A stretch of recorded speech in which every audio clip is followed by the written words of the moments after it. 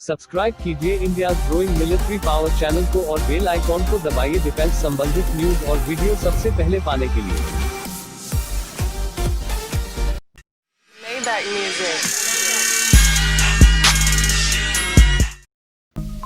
भारतीय वायुसेना ने पश्चिमी सीमा पर स्वदेशी हल्के लड़ाकू विमान तेजस को तैनात किया है, जो कि दक्षिणी सीमा के सुलूर एयर फोर्स स्टेशन पर स्थित पहल स्क्वाड्रन के तहत आता है और इसको अब पश्चिमी सीमा के मोर्चे पर एक्टिव कॉम्बैट भूमिका में तैनात किया गया है।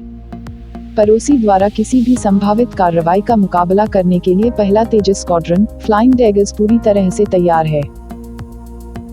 पहले स्क्वाड्रन के तेजस विमान IOC संस्करण यानी कि इनिशियल ऑपरेशनल क्लियरेंस वर्जन का है, वही नवगठित दूसरा स्क्वाड्रन FOC यानी कि फाइनल ऑपरेशनल क्लियरेंस संस्करण का है और 27 मई 2020 को इस नए स्क्वाड्रन को वायुसेना में शामिल किया गया था।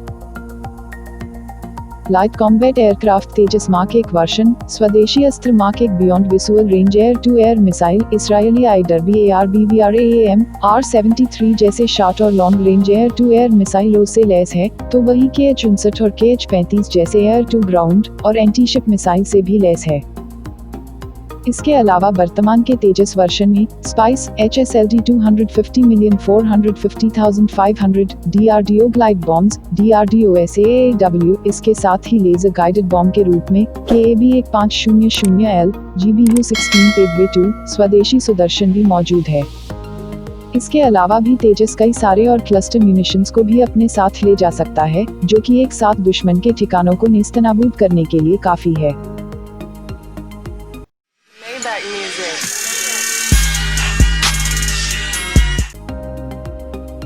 भारतीय प्रधानमंत्री नरेंद्र मोदी और जापानी प्रधानमंत्री शिंजो आबे के बीच बहुप्रतीक्षित शिखर सम्मेलन 10 सितंबर को होगा और अधिकारियों ने पुष्टि की है कि शिखर सम्मेलन में क्रॉस सर्विसिंग समझौते पर हस्ताक्षर किया जाएगा। भारतीय सैन्य बल और जापानी सेल्फ डिफेंस बल एक दूसरे के ठिकानों का उपयोग करने के साथ साथ द्विपक्षीय सुरक्षा की रणनीतिक गहराई बढ़ाने और रक्षा सहयोग बढ़ाने की भी अनुमति देगा।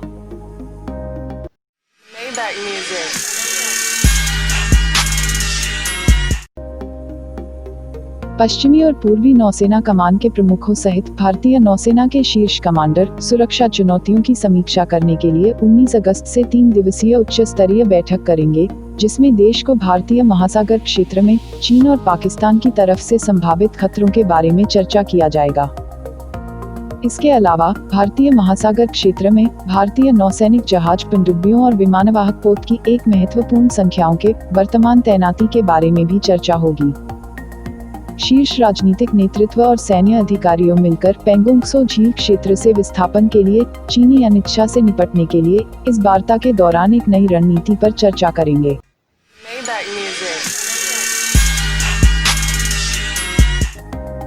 अमेरिका से अहम 777 अल्ट्रालाइट हॉवित्ज़र के अधिक आयात अब संभव नहीं हो सकेगा, क्योंकि 155 millimetre by 39 calibre ultralight howitzer पर भारत सरकार के नए शस्त्रायात प्रतिबंध दिसंबर 2020 तक लागू किया जाएगा। नई रिपोर्टों से संकेत मिलता है कि भारतीय सेना जल्द ही सभी स्वदेशी स्टील वेरिएंट के कल्याणी ग्रुप के 155 millimetre by 39 calibre ultralight howitzer का यूजर ट्रायल शुरू करेगी।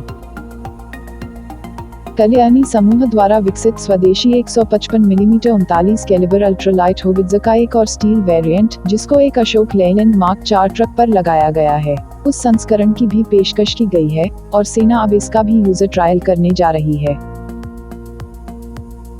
उच्च ऊंचाई वाले क्षेत्रों के लिए जरूरत के हिसाब से भारी तोपखाने प्रणाली प्रदान करने के लिए कल्याणी ग्रुप ने अपने 155 millimetre 39 calibre mark 2 artillery gun को अपग्रेड करके 155 मिलीमीटर बाई 52 कैलिबर मार्क के एक नए गन सिस्टम को भी विकसित किया है। भारतीय सेना को ये सिस्टम भी पेश किया जाएगा।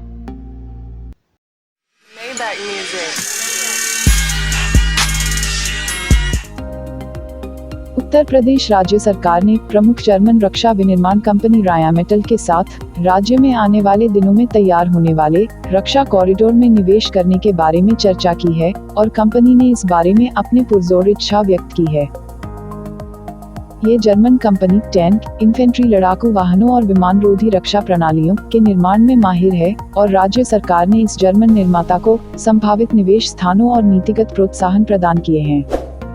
11 कंपनियां पहले ही मानवरहित हवाई वाहनों और संचार घटकों सहित सैन्य उपकरणों का निर्माण राज्य में करने के लिए तैयार हो गई हैं। इन सब परियोजना के लिए उत्तर प्रदेश औद्योगिक गलियारा नवंबर 2020 तक शुरू होने की उम्मीद है।